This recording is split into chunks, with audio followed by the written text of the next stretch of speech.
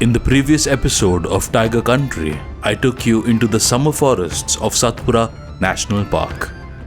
We spent time with many different species as well as their young ones. Though we missed out on tigers, we enjoyed a lot of the other biodiversity that make up central India's forests.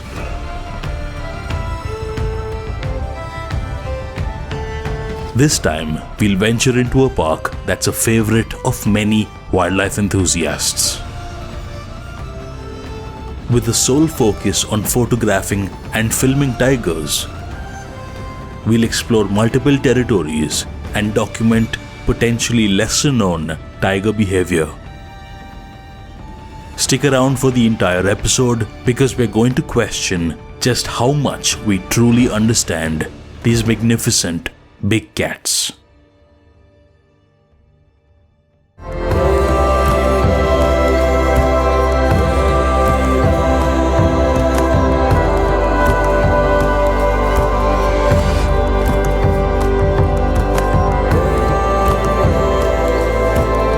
Welcome back to the channel. My name is Kenneth Lawrence and this is episode 4 of Tiger Country, a wildlife photography series happening entirely in Madhya Pradesh. In this episode, we'll explore the jaw-dropping landscapes of Bandhavgarh National Park and spend intimate time with one of the world's most loved felines, the Royal Bengal tiger.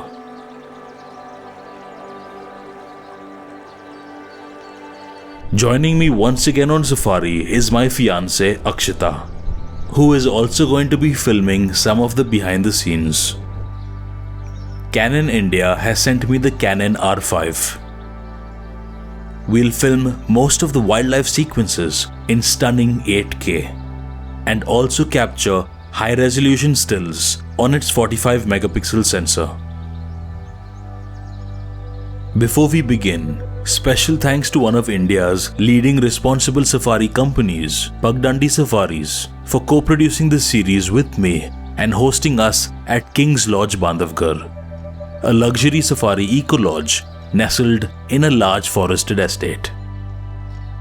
This wildlife lodge enjoys unparalleled woodlands and unadulterated wilderness amongst its well-appointed surroundings, where guests can benefit from its incredible location. A 10-minute drive from the Tala Gate of Bandhavgarh National Park.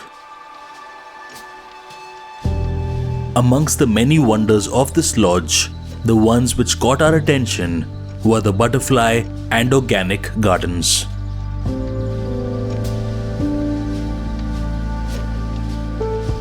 Donning vibrant colors of nature, the butterfly garden attracts several species of butterflies and is a paradise for nectar-feeding birds.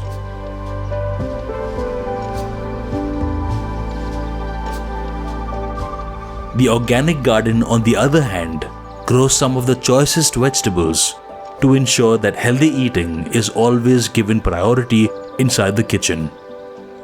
With a beautiful old world charm married with modern amenities, King's Lodge Bandhavgarh is a true haven for every wilderness and serenity seeker.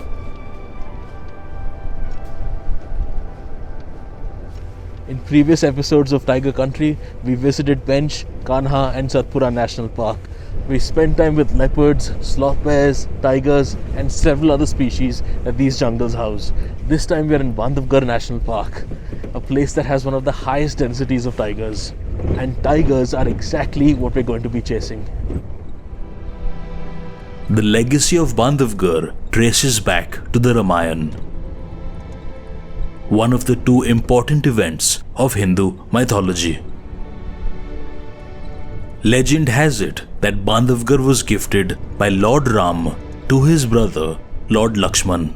The only reason that I'm focusing on tigers in Bandhavgarh is the fact that the particular zone I'm in houses 5 mothers and their cubs.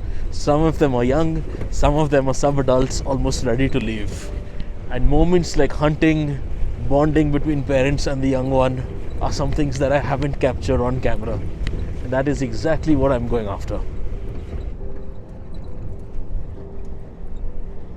We've just entered the territory of a tigress called Dottie, and she has 4 adult cubs.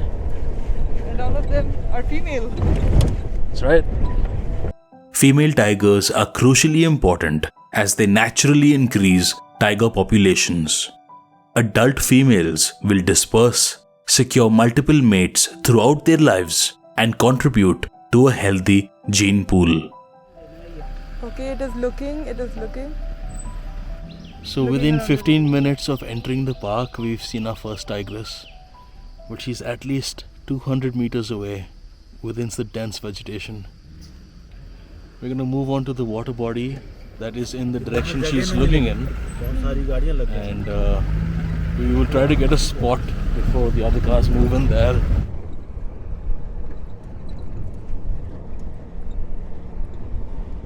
The tigress that we saw is somewhere that side deep within the jungle, and a little over onto this side is a small watering hole.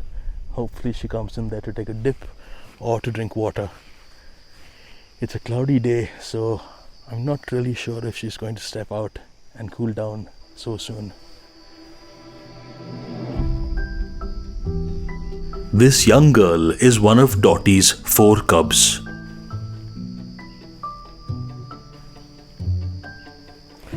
So we just got that tigress again. I don't know if it's the same individual, but there's one right in the front that stopped on top of the dam. And she's camouflaged so well within the hay. In fact, you can hardly see her even when she moves. So we're just going to stick around here and hopefully the cubs unite.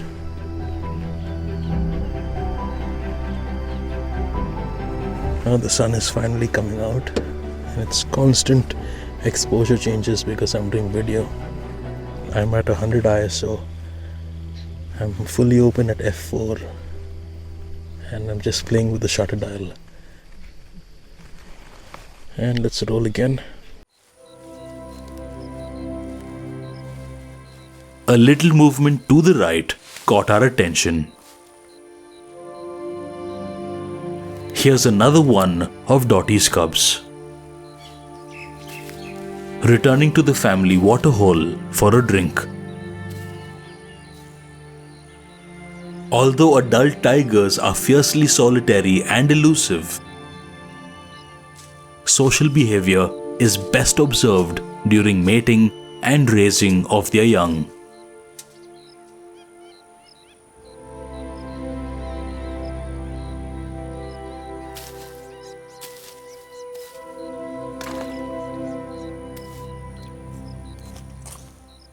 There's a third tiger somewhere in the grass, but not visible to the camera yet.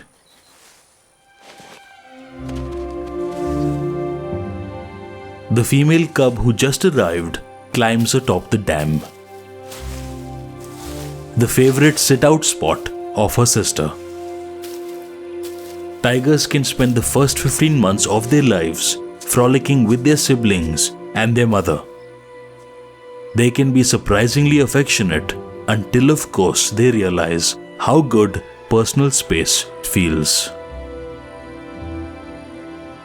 One sister is playful and the other not so much. There are a ton of these little bees that are just all around me and the camera, and it looks like it's sweat that they're after. The third tiger comes out from behind the grass.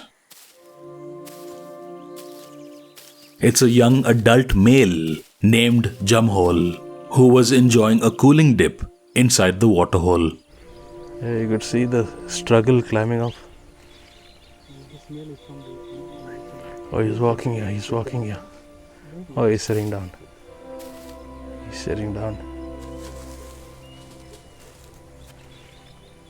Soon enough, a fourth tiger came by. It's most likely the first tiger we saw before we drove to this waterhole. She is the third of Dottie's 4 cubs. Jamol is not the brother of the cubs, nor is he their father. Yet he amicably accepts their presence. This is incredibly unusual of tiger behavior because an intruding male would kill cubs that aren't his direct bloodline. Are Bandhavgarh's tigers adapting to shrinking habitats?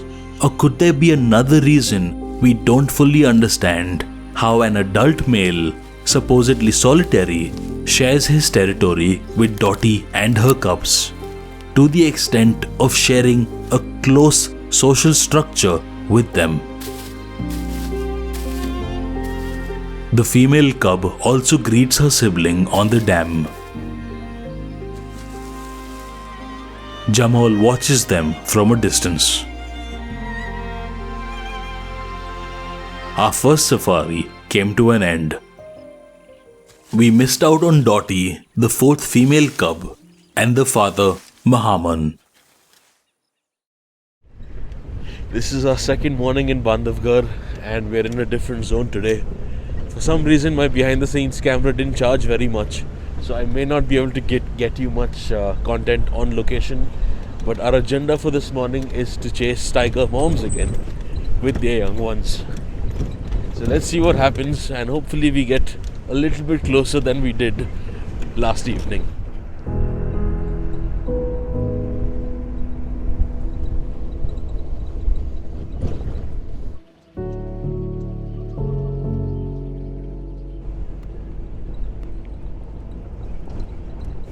We've been driving for quite a while and we've just entered one of the tiger's territories. There is no sign of her. We saw some little mark in the sand which was the imprint of a resting tiger, but apart from that, no other sign yet. Right when the behind the scenes camera died, we stumbled upon a tiger feeding on an old spotted deer carcass. The young male was famished and was pulling off negligible scraps to satiate its hunger. To become a successful hunter is to learn that food can be scarce and long between. In the wild, you never know when your next meal will be. Even the apex predator must sometimes scavenge to survive. This young male is called 7A because of the markings on his forehead.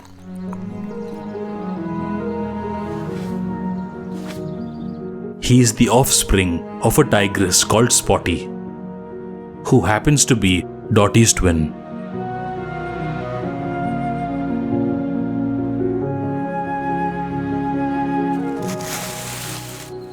The previous day's female cubs and 7A are cousins. The 20 frames per second burst mode on the Canon R5 helped me freeze this moment where the eyes of the tiger were looking straight through the stag's antlers and into my lens.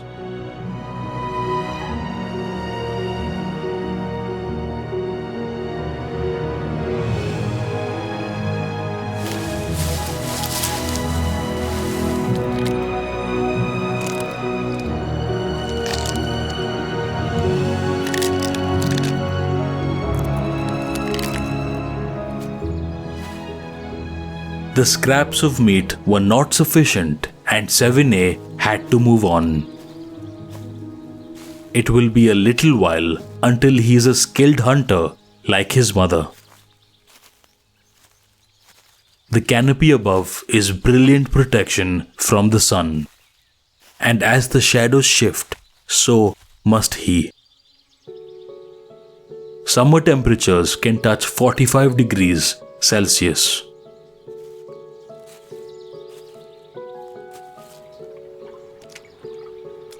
A nearby water stream makes for a better option than sitting in the shade. 7A is alerted by something. Spotted deer are passing by and he can hear their hooves crunching on the dry foliage.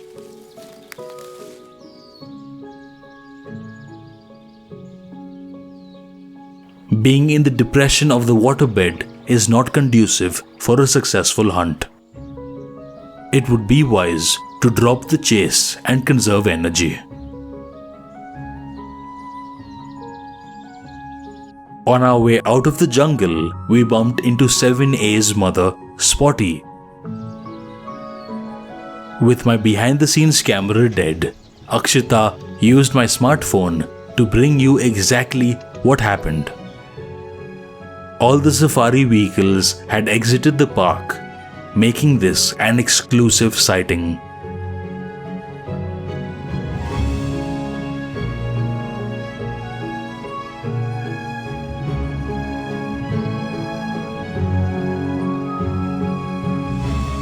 The light was extremely harsh for photography, but if we followed her long enough, we could achieve diffused lighting under the jungle canopy.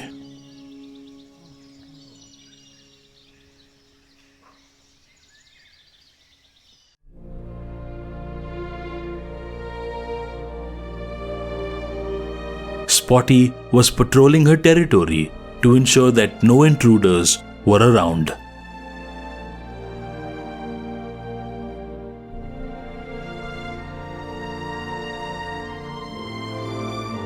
Shortly after, this happened.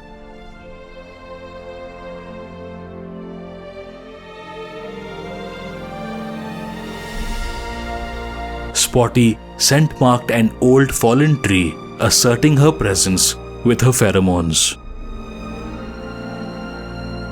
I've never seen a tiger stand on its hind legs before. Although a common territorial display, it was so incredible to finally witness and document it. The scale of the old forest can be seen, dwarfing the large female tiger standing almost 9 feet tall. The morning wasn't over yet. We met 7A once again on our way out. This shows just how vast an area tigers can cover on foot. Still images were all I could capture as the R5 had overheated whilst shooting 8K video. With 7A walking straight towards us, this was the perfect opportunity to photograph a close-up portrait.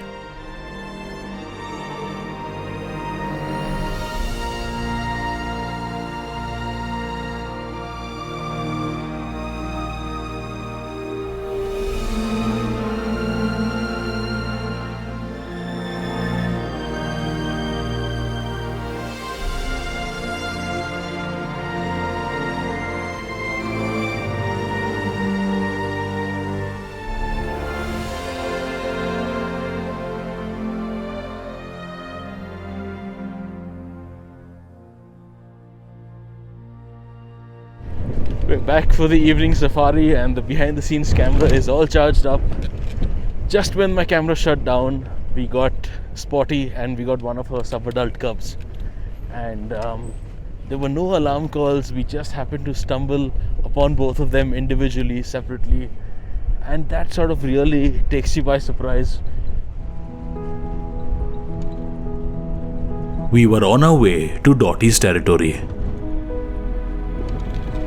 Jamhol, the young male from the previous day, was right in the center of the road.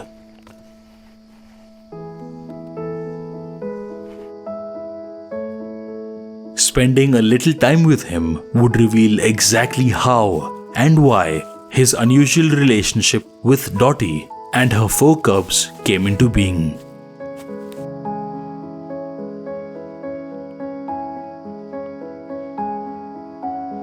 Rewinding and pausing at this very moment where Jamhol yawns reveals that he's broken an upper canine, either in a fight or in a hunt. A missing canine is a serious compromise for a solitary apex predator to survive. Incapable of efficiently gripping a large prey and preventing it from escaping, Jamhol is rendered a paralyzed hunter. He will never be alpha, and he's consciously aware that he must adapt if he wants to survive. Jamhol's father Mahaman happens to be Dottie's mate.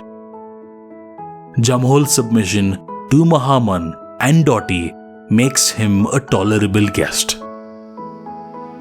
He is the half-brother of Dottie's cubs and is fondly called their babysitter by many guides and safari goers.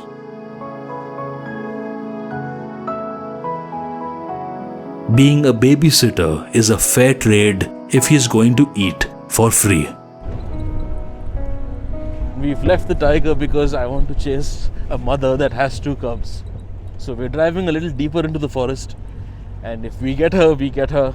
If we don't get her, then we've just left the only tiger sighting we had for the evening. We've been driving for more than 30 or 40 minutes since our last and only tiger sighting of the evening, and I'm starting to think that we are running out of luck for this evening safari.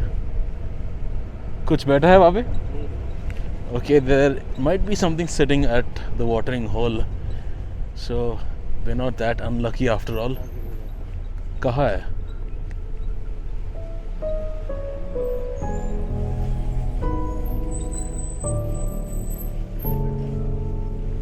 Oh, there is a tiger sitting very, very far on the opposite side of the lake. Dikh raha hai. Thoda sa reverse karna. Far, far away. Wow. Now that is what you call timing. Swear it's right there. Stop the car. Stop the car. It's right there. Did you see it? Yeah, I saw it. That is how far it actually is. And that is a good 250 to 300 meters from here. This is one of the subadult cubs of the Dabadol female. And this is his brother.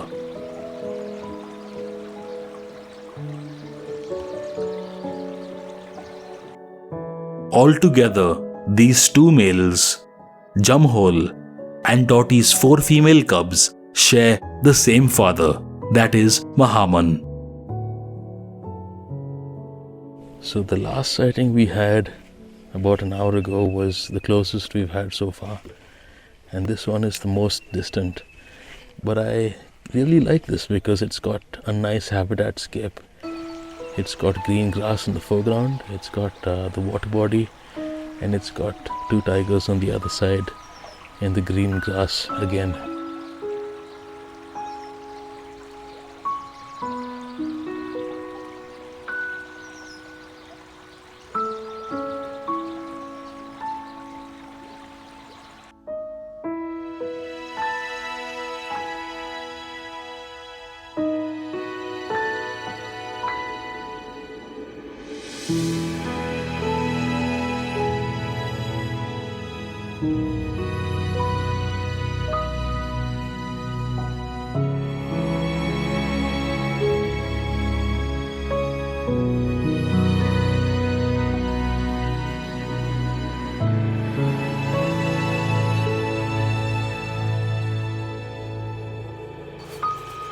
I was hoping to document playful moments with these brothers, but they weren't quite in the mood. Eating and sleeping are a favorite of every cat, small or big. Before we conclude the episode, I have something very exciting to share with you. And that is the music library I use for my YouTube videos.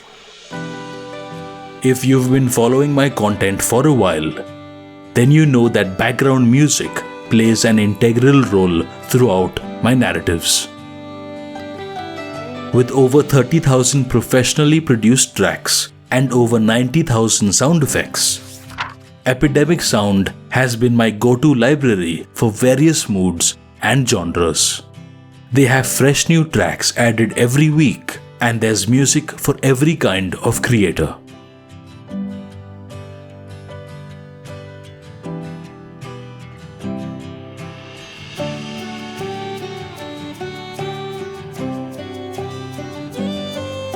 When I find a track I like, I put it onto an empty timeline and I let it dictate the entire pace of my edit. This makes the music seem like it was perfectly tailor-made and composed for my visuals. The Find Similar button is great at picking up tracks of a similar vibe, giving a consistent music style to my entire story. Click on the link in the description to get your free 1-month trial. The best part about Epidemic Sound is that you can use their music without getting any claims. You can cancel your subscription at any time and still have your uploaded content cleared and monetized forever. With so many high-quality tracks to choose from, the sky's the limit. A tiger's life in the wild is filled with several battles to be fought. It's a game of submission or succession, and Jamhol with his missing canine is a classic example of submitting for survival. Apart from mankind, tigers have no threats outside their natural compass. It was estimated that there were more than 100,000 of them in Asia in 1924. Whilst India houses the maximum tiger population in the world, the lowest recorded census was a mere 1,411 individuals. Hunting was the main culprit, with Maharajas and foreign invaders aggressively seeking strength and masculinity.